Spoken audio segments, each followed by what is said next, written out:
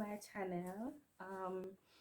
So this is going to be a follow-up, a part 2, final part. I won't be doing anymore. If you have questions and you ask questions, I will answer, but I won't be going back to the story because I feel like a part of my process of healing is to move on.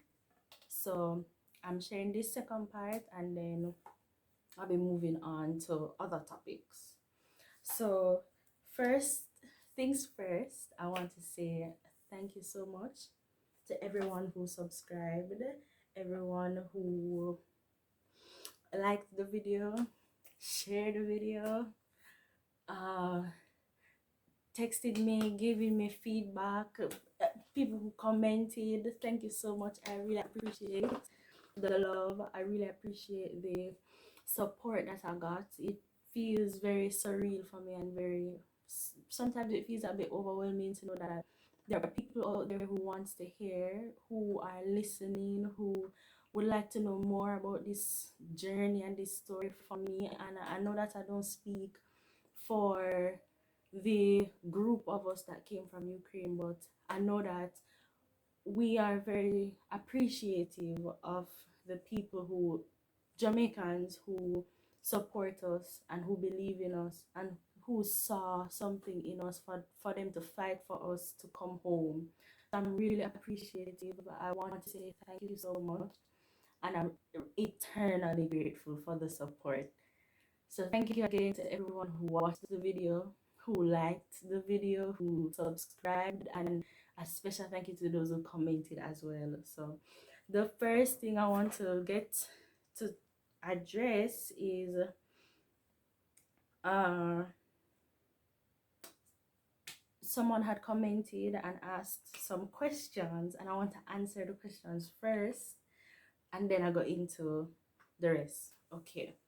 So Jana had asked, what's going to happen after now that you have arrived in Jamaica, like education wise? Very good question. So education wise, I know that we have been having meetings per se and talks on our own with people from people who have an interest in us, who wants to help us. So we've been doing that. There we have been talking, we have been making plans, and it's a work in progress. So that is what I can answer to that question. The second question she asked is, would you ever return back to Ukraine to complete your education? No, no, nope. I'm not going back. You know, sometimes in life you get splashed with cold water and you realize what people are really about.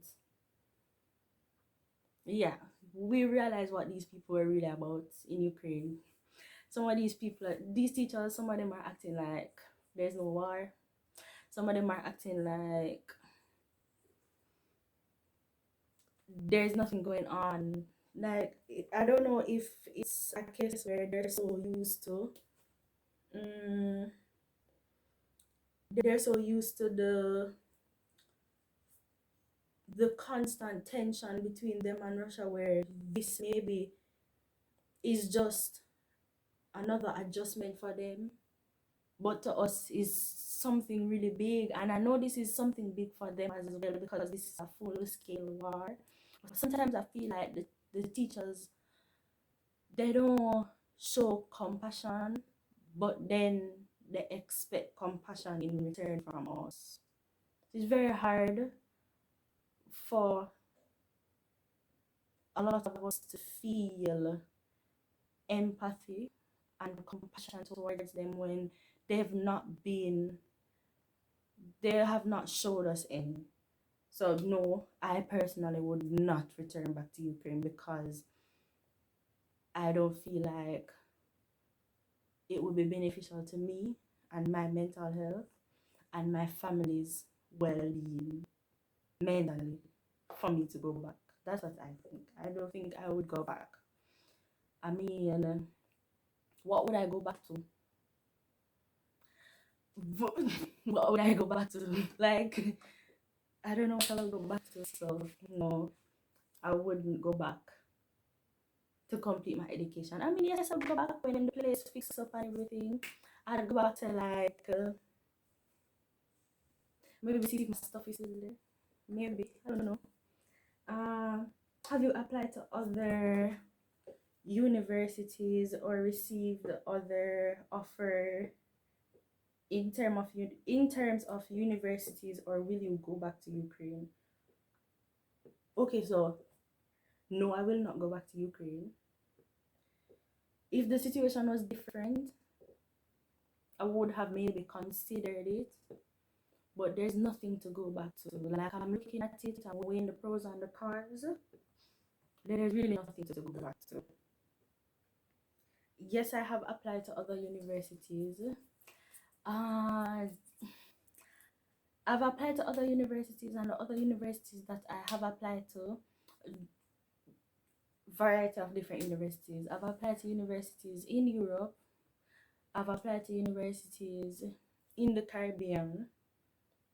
Um,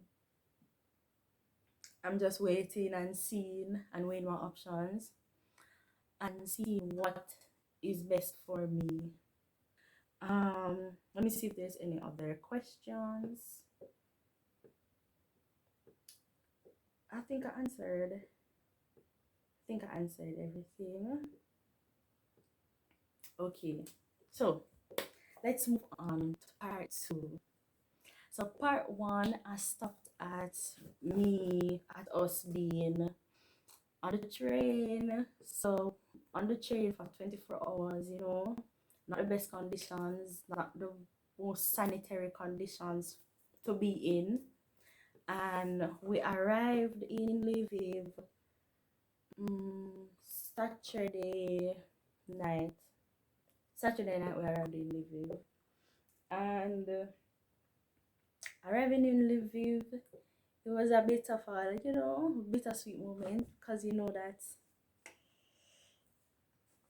this is like almost at the end of leaving this place, so it was good that we were able to get out at like the beginning of the war instead of being stuck, because there were some students who were stuck for a while and they weren't able to get out when the war just broke out. So we're very fortunate to be able to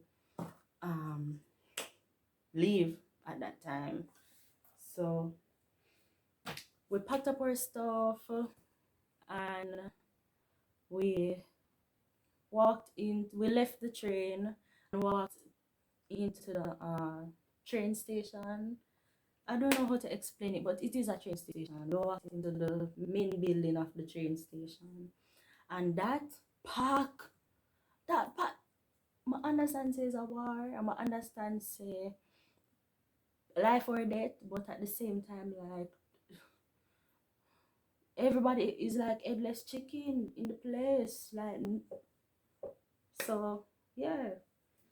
And next, I'm reading from my book, this is where I have on my notes. So if my book. So we got a call. So remember from the first video, I said that there were some Jamaicans who were already in Lviv, and they were arranging accommodation for us for one night, for us to sleep and wake up Sunday morning and be able to get a move on, leave. So they called us and they started sending taxis for us. But the problem is that it was like one taxi coming at a time, because of how everybody was packed up outside of the train station trying to get a taxi, trying to get on the bus, because you have buses outside that's going straight to Poland, you have buses going straight to Hungary. So it was just chaos everywhere. So we knew that we weren't able to go on a bus, and then to stay together, it didn't make sense for us who came off the train to board a bus and leave those who were waiting on us in Lviv. It wouldn't be fair. So some Jamaicans were able to go on a taxi, maybe around 10.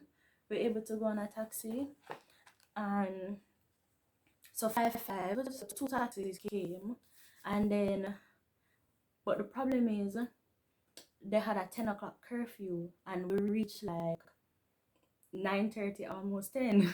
That's when we reached Lviv. So that was one of the major issues why we ended up being separated again. So those 10 or 9 ended up being with the 4 Jamaicans. They ended up meeting them and staying at their place, and then another special accommodation was made for us, the people who weren't able to meet them. I don't want to get into where exactly we stayed, because those people were doing us a very generous favor, and I'm very grateful about it, what they did for us, because they didn't have to do it. So I'm grateful that they did, but we were able to stay somewhere for the night, get some sleep, able to get a little one bed in the morning, you know. They gave us sweets, tea, biscuit, little pizza. I'm just so grateful. Looking back at it, I'm so grateful for all the people who were there along the way, who got placed, you know, along the way to help us. So after that, now Sunday we go sleep. No, Saturday night we go sleep. Yeah, guys, we have to put on a piece of running, because 10 o'clock, when it's almost 10 o'clock, you hear the sirens going off. So everybody take up them thing, everybody start put a move on, you know. Sonic moving fast through the streets, you know. So we move fast, move there for start run at one point. We reach the place, get inside. They gave us food and everything, and they gave us like they told us we could stay upstairs and sleep. But you know, every minute the air raid sirens are going off, so we had to like rush and go downstairs. So we just ended up planning to stay downstairs. And they told us that they had like a shower, and in the mornings when we wake up, we could have used their facility. So they gave us like little sponges. We were sleeping on that, on the floor. So like, how many days I'm gonna sleep in a proper bed? From Thursday, the war start Thursday, Friday, Thursday night, Friday night, Saturday night, Sunday, Monday. Monday night I sleep. So 5 nights I did not sleep on a bed. I had to sleep on the floor. And I'm not complaining, because at least I got somewhere to sleep, you know? Never stand up and sleep. Get for lie down, but just to show you guys, it wasn't like peaches and cream. It wasn't an easy road. The journey wasn't easy. We had to be sleeping on the floor. So like, so we get some rest, end up sleeping, waking up in the morning. We had to get up super early. I don't remember the exact time we woke up, but we woke up because we wanted to catch the 10 o'clock train or the 9 o'clock. I think it was a 9 o'clock train. I don't remember fully, but I think we're trying to catch the 9 o'clock train on Sunday. So we woke up, hurry up and bathe who needed to bathe, and you know, this girl right here had to go shower, and nobody was going to make me not shower. So everybody get ready, everybody assembled, you know, and we got together and we left. We were meeting the other Jamaicans who were at a different location. Everybody meet up, and then we say, boy, it's sticky. Sunday morning sticky, because everybody because everybody is now in Lviv. So imagine on that train it was about 200, maybe 150 people. That's 150. That's people who were in Lviv plus 150. So you have people in Lviv already in Lviv who are trying to leave, and then this next set will come in. And you know what happened while we are asleep? If a next set did come in, for reach for 10 o'clock, for catch the next train, for leave for go Poland, right? So we are saying, guys, it looks sticky. So we are walking everything, and the place jam packed. And we even see people where we did see the night before, not the night before, previously when we were on the train. So we had made some friends on the train, and like seeing them and everything, but we couldn't really talk. You know, everybody was trying to hop out of this place, you know. So move on. Everybody meets up and we're trying to say how much food we have, how much water we have, how much money we have, what can we do, because there is a strong possibility that all 24 of us might not be able to go on the train. So what can happen? So by God's miraculous angels, a lady was there in her van and she called us over because we did stand up right at the lady and congregate and attack, you know. A plan up a thing. She pulled over some of the older ones them. She said, if we were trying to get to Poland. So we were saying, yeah. But then we said, that lady might thief for money, you know, because she was offering to carry us to the border. So we say, hallelujah, because this is an opportunity. Huh? Of course. But then we sit down and we say, suppose I lady try robbery. Suppose she take money. And then every minute she say more money, like we get up the money and then she say something more. And then we say, well, I don't know if anybody else did I say, but me did I say something right. So move on. And she said she got call her co-worker because I think it was like a taxi service. I'm not really completely sure because I don't understand the language. I just go based on what the words them were fly over my head, basically. So we get her up and everything, get. And then she said our friend I got there run at the next side. So she lead we run at the next side. Nice. Van. I said, ooh, gonna go to the border in fine style. But I knew that it was not gonna last long. You know, all good things must come to an end. So we split up in two now, because it's two vehicles carrying us. So one smaller group and a larger group of us. So the larger group was in the bigger vehicle. We're in the vehicle now, we're making our little plan and everything, and drive off, we leave, everything going nice and dandy, you know. We even see the military, the armored vehicles coming in and everything, and you see the flag them and everything, and you say, why? I wish them all the best. I do. But I was leaving. We were leaving. So we're going good, and then when we reach a specific point, we realize say a long hell of a line just swing around back, and we say something not right, so. So the man, him not even waiting at the line, him just a go round. And we say, we not say nothing, but we just look and we say, you look like we're gonna reach a Poland quick. Only for find out civilian police come out. Stop. You can't skip the line. Is either them come out and walk or you got the back of the line. And them never said this in English. Them said this in I think they said it in Russian or Ukrainian. I think they said it in Ukrainian because we're in Lviv. So let me just say this. The difference between Lviv and Kharkiv is that Lviv is a more western city. Kharkiv is an eastern city. Eastern, may I say it right? East, west. Yeah, the eastern cities speak more Russian. Western cities speak more Ukrainian. They're more liberal. So they are going to speak Ukrainian and they get highly offended when they speak to them in Russian. Yeah. So they must say, no, you have to, is either them come out and walk or you go at the back of the line. And then one big commotion are going on at the back. We never know say it was the second vehicle. So yes, I don't know if a lot of you heard, but there was a big thing where Ukrainians stopped the one of our vehicles, and literally tried to raid the vehicle. Even I tried to pull up one of the youth out of the van. And I said, I wasn't there, I wasn't in the vehicle, so I cannot speak on it. But yes, they were attacked. But not pretty it up because those Ukrainians attacked them, and they attacked the lady because the lady was driving them.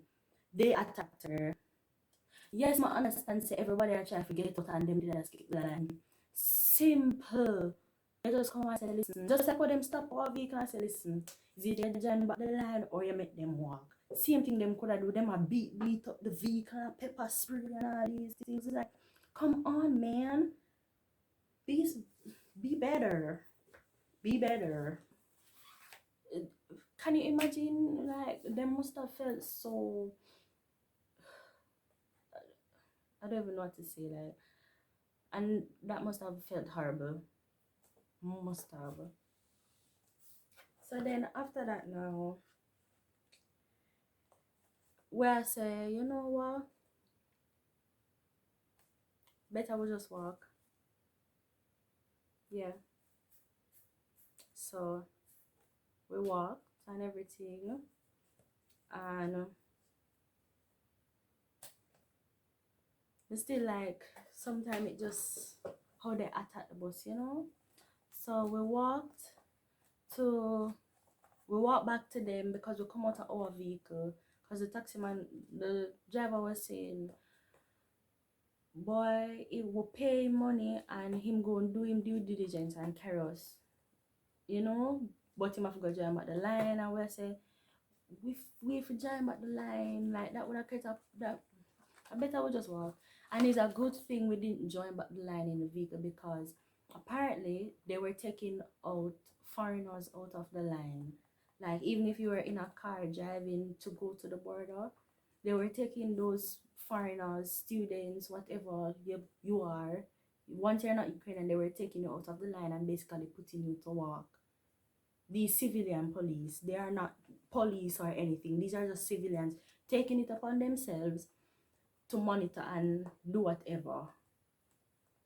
So it's a good thing we never do that, cause a good thing we walk. So everybody get them come below them house and land and start the journey.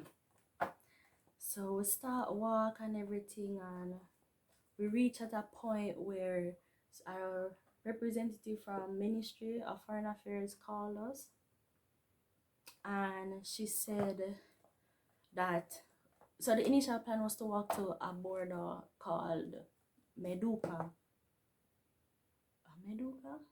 So the initial plan was to walk to Meduka. Okay, so us walking from Lviv to Meduka would have been 17 hours.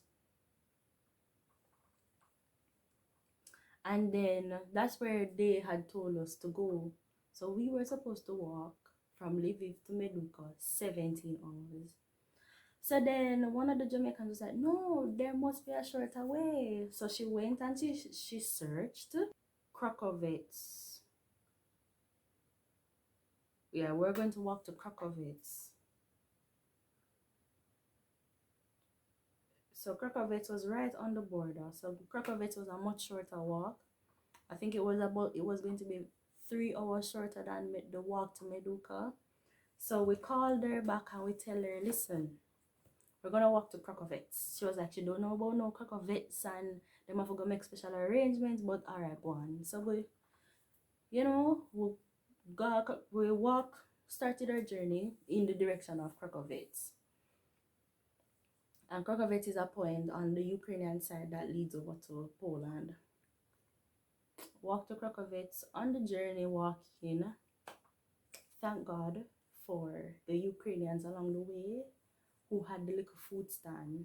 Yeah, them did a food stand where people could get tea, coffee, food, anything. Like you get food and you not look for wine and dine and entice your taste buds.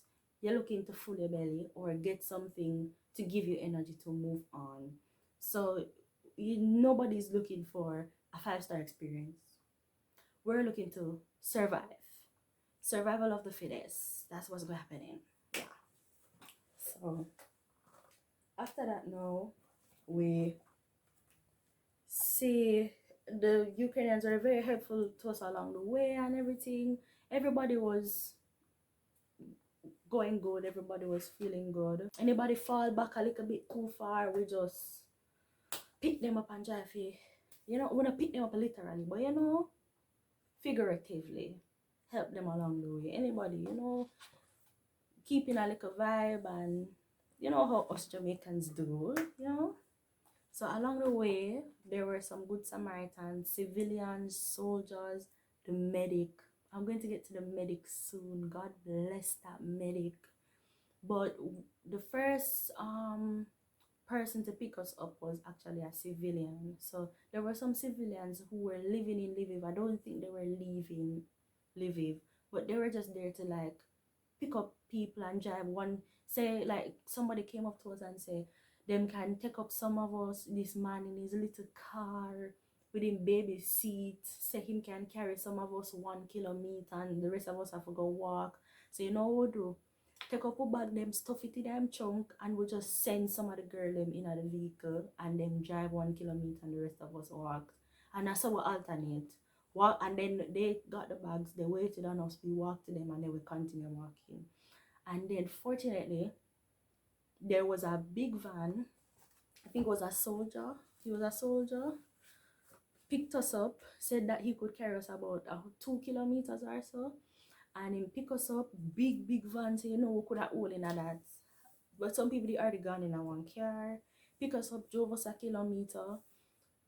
So thankful for them. And then we continued walking, and then we got to we reached a point where we were close, but we were still far away. So I'm gonna tell you what all this medic come into play, you know, and it's good when you follow your mind, yeah. And word of advice in life, when you see people stop, you just stop. Nobody continue walk. You know them way there? Yeah. So me and I think about two other Jamaicans wanted to use the bathroom, and we're coming up to like a pit stop. It's not really a pit stop, but them did have the porta potty them line off on the side of the road. So it's basically like a pit stop for people who wanted to stop. So we said to the other Jamaicans, we want to use the bathroom. Then I said, boy, we reach so close and you want to use the bathroom. And we say, is it that or you know what the plan? We not go wait for it. Them say no, them are gonna continue work. So we say, alright, we go pee and everything, we come out and we walk go down, vroom vroom, right there, so medic. Wait, I can take you as close as possible to the border. I will look on him, I will look on each other, I say, thank you, Jesus. And the rest of them gone left we, you know, what gone left we. And the medic take we up, carrying our vehicle. We had to walk maybe, him say 400 meter walk, he wasn't no 400 meter walk, he was more than that. But him bring us where we never did have to walk too long. We maybe walk like 15 more minutes and then we reach with his ride that he gave us, you know. So then we explained to him and said, boy, say some others we wanted to use the bathroom, and then some others they left us and we don't really know where them there, but and he must say he might go drive back and look for them. He actually drove back, looked for them, picked them up and carried them as close as possible as he could. Same thing for us. And that the people along the way that helped us, the Ukrainians, I'm eternally thankful and I'm eternally grateful, and it gives me a sense of hope that there are people out there, even in a time of distress for them, they're willing and able to help people, especially foreigners who are not accustomed to this. Many of us are not from war-ridden countries. I mean, yes, Jamaica is not a bed of roses, but nobody now drop bomb away. Like, that's crazy. And for them to do that, I respect those Ukrainians that did that, you know, because you had some of them that were flying by us in their cars, and sometimes it's just them alone in them vehicle, nobody else but them. Drive past like them want to splash water upon we sometime. Yes, so I'm grateful for those Ukrainians, and I'm very happy that we met them along the way. So thank you to them, and God bless them wherever they are. And I hope that they're safe. I really hope that they're safe, you know. So moving on, we make it to the border around 6:37 p.m. Sunday night. So we started this walking journey from about 11 a.m. and we reached there 6:37. So that's about what, 8 hours of walking? Yeah. So 7 to 8 hours of walking, I would say. And then we reached at the border and it was very confusing. Nobody knew what to do or where to go. Reach at the border, them have like different checkpoints, and I don't understand. It's not even checkpoint. I don't know why it do, but okay. So the first point is you have the cars to the left, pedestrians to the right, and then you have a next set of cars. So we're basically smack in the middle. So we stand up in the middle and the soldier then come over, border patrol. We now call him soldier. Some of them were soldiers, but some of them were border patrol. Border patrol come and say 4 lines, 4 lines. And then we could legit see, well, we couldn't even really see the police side, but we knew that once you cross that big gate, you're heading to greener pastures. So we went the 4 line and everything, and then they did have some people who feel like say them can shove and push and skip. In waiting at the border, you know, because some of them were coming with the medic, we did ahead of some of them. So there were some Jamaicans behind us, like maybe 4-5 spaces behind us. So we turn around and we hear this commotion behind us. And then we say, oh, what that? So same time we see one of the Jamaican them start run. And then we say, someone gone. So we turn and we look. Somebody fainted. You know? Them lift her up, carry her over to the medic and everything. And them a deal with her and like we're trying to figure out like what is really happening, what is really happening. So somebody come to us and explain to us, you know. She never did feel well, cold, it's very cold, easy for you to get hypothermic. So you know what happened. She got ill. And they make a crossover. Well, they make some of us crossover because they were making like, because lines are 4, 1, 2, 3, 4, and they make like maybe four person from each line, so maybe 16 people cross at a time. But you know, because of that whole thing, it caused a big commotion, so some people start bomb rush, and because of bomb rush, them couldn't really control the crowd anymore, so people start run over to the next side, because the first side was for some kind of organization, I don't know, and then the next side, the soldier them line it up, these are soldiers, line it up, and then make a crossover to the side where you get your passport stamp to say that you leave Ukraine. So we go over to that side had fire, so we put her by the fire to sit down and everything. Them let her to the ambulance, give her soup, try give her some tea, and she was coming along, you know. And then we helped her over, we joined the line, and like them did want the Ukrainian them did want create excitement with we, because them sister somebody in our group sick, so of course we go back and forth in the line. Them go come and like make it look like so we're not in the line. No, don't do that. But we never really experienced straight up coming in our face and saying we're not letting you over because you're black. But it was there. Cause them let over some girls because the girl them claims that them cool, but like we not cool too. Anyways, so we cross over the gate, the big gate, and we go over to the side where we had to form a next set of line for go inside our little building for border patrol, stamp your passport to say that you're leaving. So them do that, stamp my passport. We were in that place for so long. So we reached the border 7 o'clock. We never crossed the border until maybe 1 o'clock in the morning. And you see, when we crossed the border and we reached the Polish side, it's like a weight just lift off your shoulder. It's like you feel so free. You feel like it's not that bad anymore. Like you've overcome, literally. That's what I felt like. I felt like I could cry when I crossed the border, because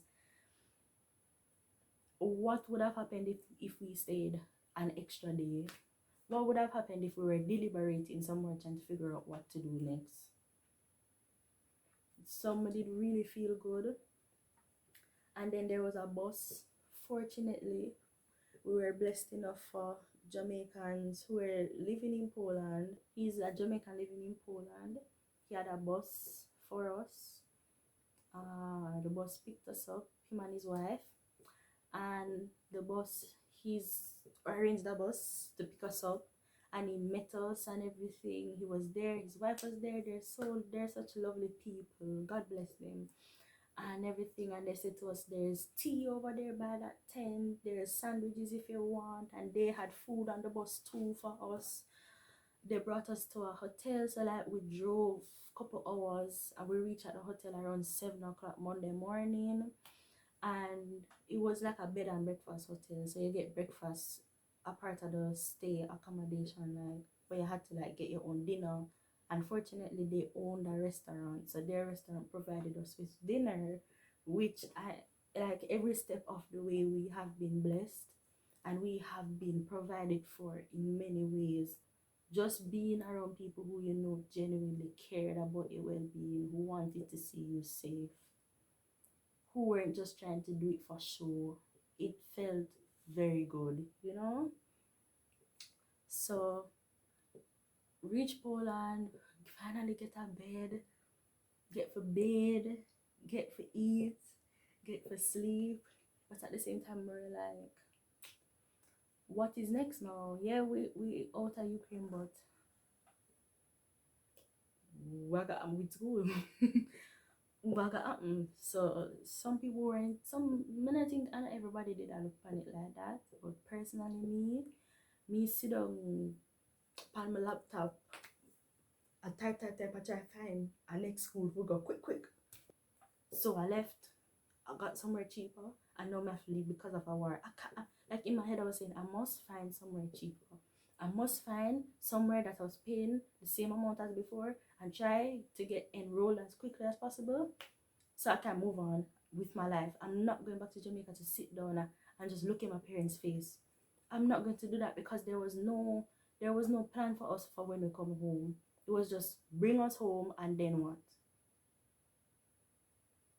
And then what? So like I was worrying about that.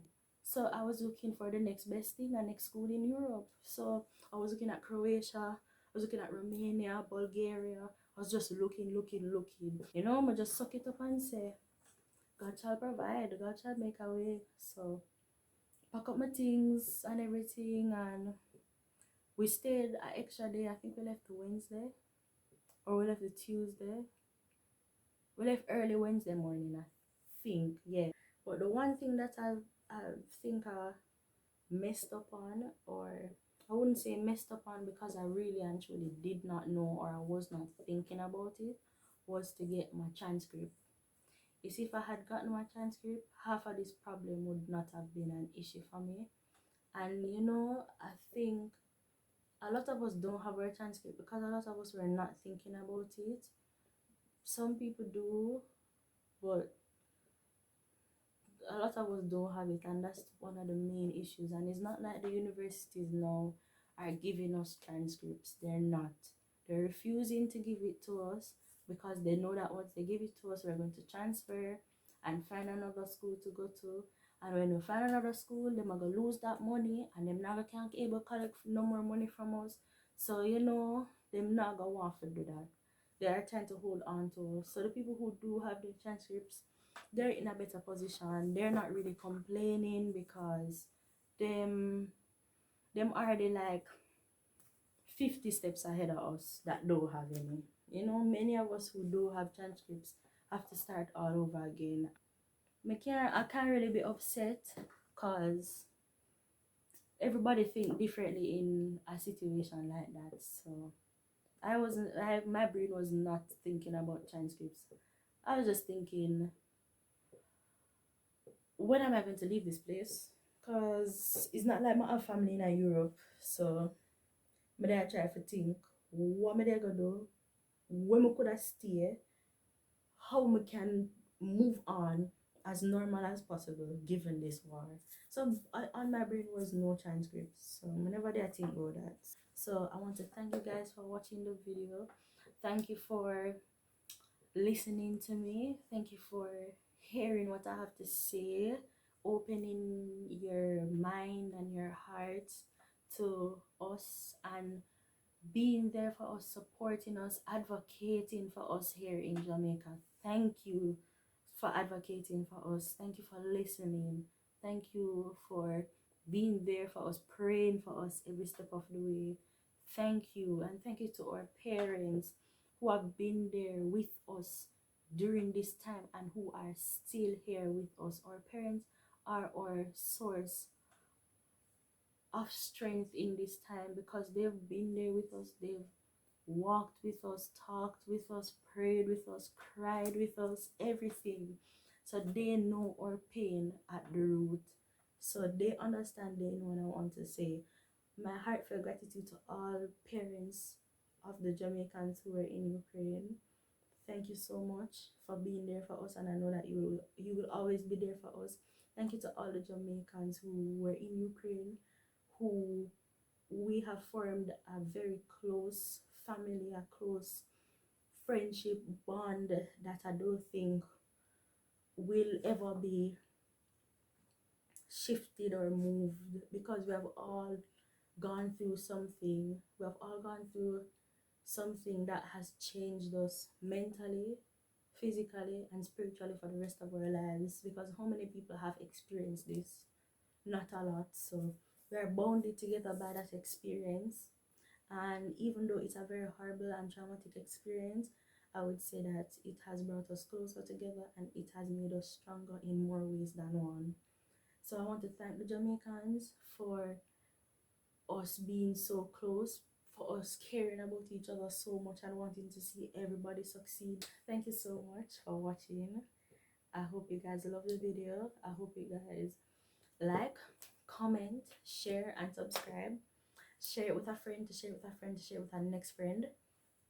More videos are coming because there's other things to talk about. I want to get into ways in which Jamaicans can I want to get into helping people or giving advice, giving pointers to Jamaicans so that they can know that, listen, if you don't get into you don't get into UTech, you don't get into CMU, all these other schools, it don't stop for you. There are ways out there. You can get into school, affordable schools, so it does not stop. And I want to be there. I want to give people that advice and give people that sense of comfort. So thank you guys again. Like, comment, share, subscribe, share, comment, and subscribe. Thank you so much. Hope you guys have a good day, have a good night, have a good evening, wherever you are in the world. And I wish you guys all the best. And thank you so much. Bye.